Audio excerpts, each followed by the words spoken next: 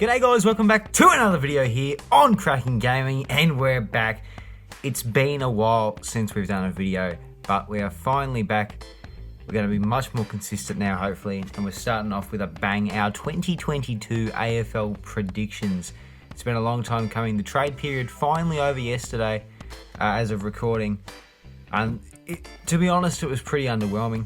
I expected a lot more player movement, to be honest, but then again, there wasn't really anyone that wanted to move, so that's okay. But before we get into the video, let me know what your predictions are down in the comment section below, and feel free to subscribe as well. It's free, helps me out. So on to the predictions, starting with the Wooden Spooners. I reckon it's the Hawks. Hawthorn, they're entering a rebuild stage. Their draft picks aren't that good. Their stars are getting older, not very good.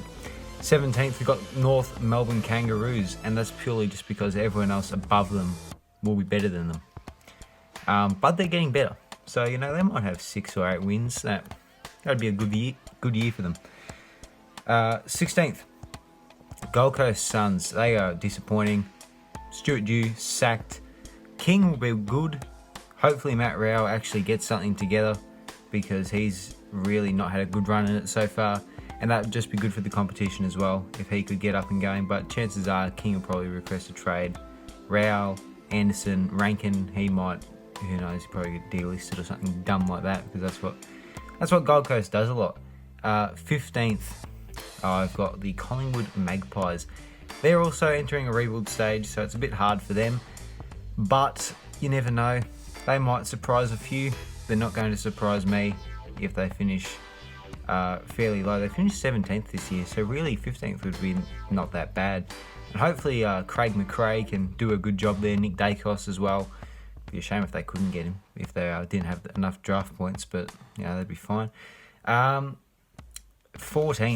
the Adelaide Crows. Now with Tex Walker's suspension, their forward line's looking a bit bare. They've only got Riley Thilthorpe up there. Sam Berry can probably play forward, but he's probably not going to be a prominent option. And I don't really know who they've got up forward. I think they've got McAdam, but apart from him, they don't really have anyone. So who's going to kick their goals for them? That's my question for the year. 13th, I've got the Richmond Tigers, so they're going to finish 13th again, I reckon. They're cooked. Cochin probably will retire. Rewalt, he's on the way out. I mean, he did very good this season, for sure. And Dusty, he'll never be the same player he was. So yeah, it's the start of the new end, basically. But yeah, they're not going to be very good. 12th place, we got the St Kilda Saints. And once again, probably for the reason that everyone above them will be better than them, but they didn't really get anyone in the trade period. They got rid of Dunstan, who finished second in their voting. I don't know. There's just something a bit off about the Saints. They're not really going anywhere as a club, and their direction's a bit skewed. So you can't really rate them that highly. 11th, I've got the West Coast Eagles. Now they had a bit of a drop off this year, and I was a bit surprised about that personally. I didn't expect them to have such a drop off, and I think I predicted them to finish, I think maybe 8th in my 2021 predictions. But yeah, it's hard to rate the Eagles as well. Same as the Saints, I guess you could say. But I don't know. 10th, we've got the GWS Giants. Now, the Giants are an interesting one. They didn't really get anyone in the trade period, and they might draft some good players. I don't know exactly what picks they have. But yeah, I don't know really what they're going to do. They could surprise a few. They could finish top 4. I mean, if Jesse Hogan plays well for the entire season and Cornelio doesn't get injured, and the other one, Tanner Bruin, if he really has a good second year, it could be a very different conversation for the GWS Giants. But at the moment, Bobby Hill, he could retire. That would be funny, really, because he should have come to us, but that's fine. 9th, we got the Fremantle Dockers. Now, Fremantle, they removed Adam Chera, which was a real shame, because Chera is probably going to be not necessarily a top 10, but a top 20 midfielder in the coming 5 to 10 years. So he could be really exciting for Carlton now, which is a shame, but that's fine. Fremantle did, however, get Jordan Clark.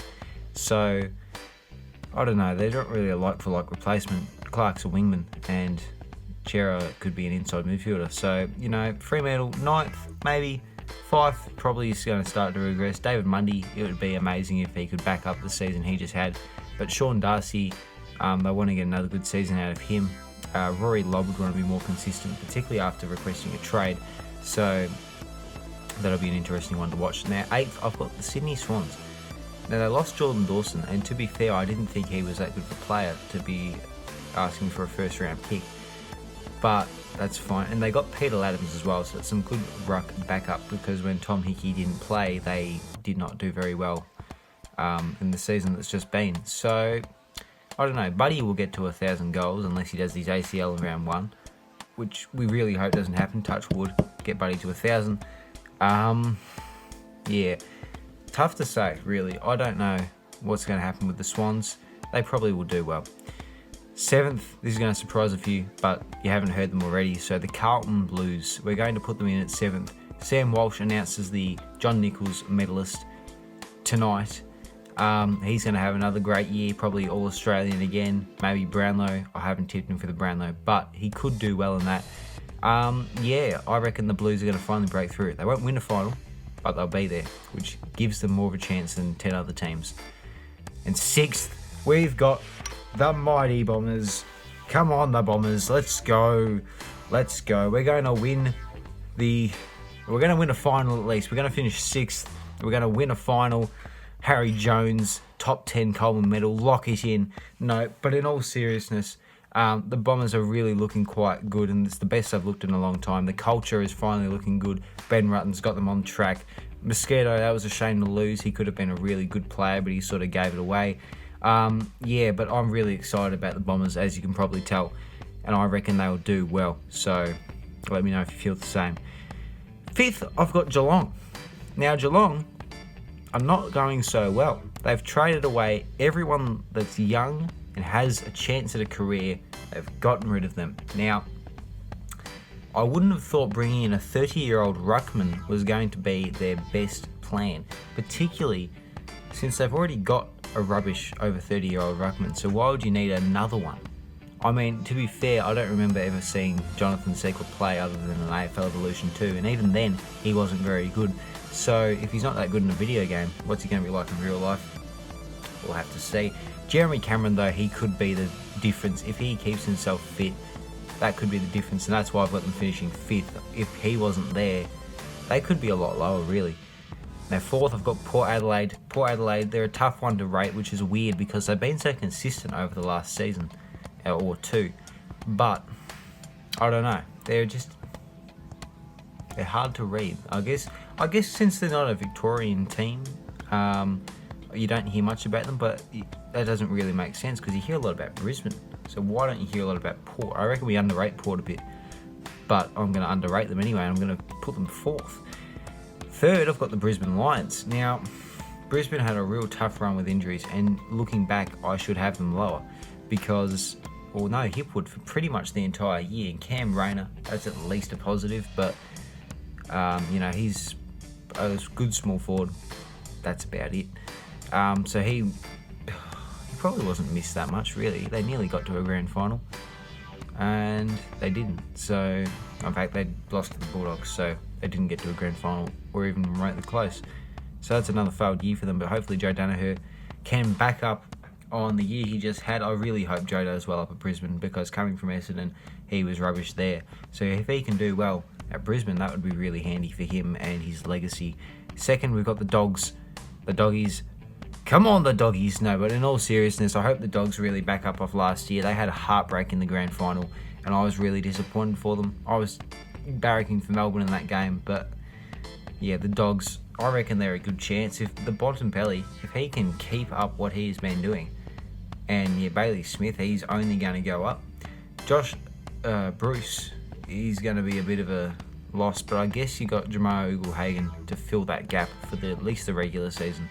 So hopefully they can continue, because every time they've made the finals in recent years, they've sort of done poorly the year after. Which is an interesting thing when you think about it, particularly when they won the grand final. They weren't even in the finals 2017 and 2018. That doesn't often happen. And first, we have the Melbourne Demons.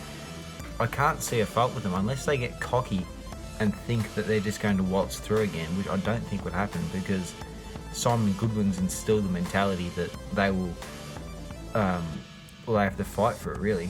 Max Gawn, he's turning 30 next year, I think, so he will start to lose impact, but he can still be a good player up forward if it really comes to that. Luke Jackson can transition to full-time ruck, but they probably need to draft another ruckman sooner rather than later, just so they can have them sort of develop in the wings. Speaking of wings, they probably need another wingman. But Luke Dunstan was good depth. I'll pay them that. The Premier, now, it's actually probably the toughest premiership to pick from, because it's such an open race between these top 8.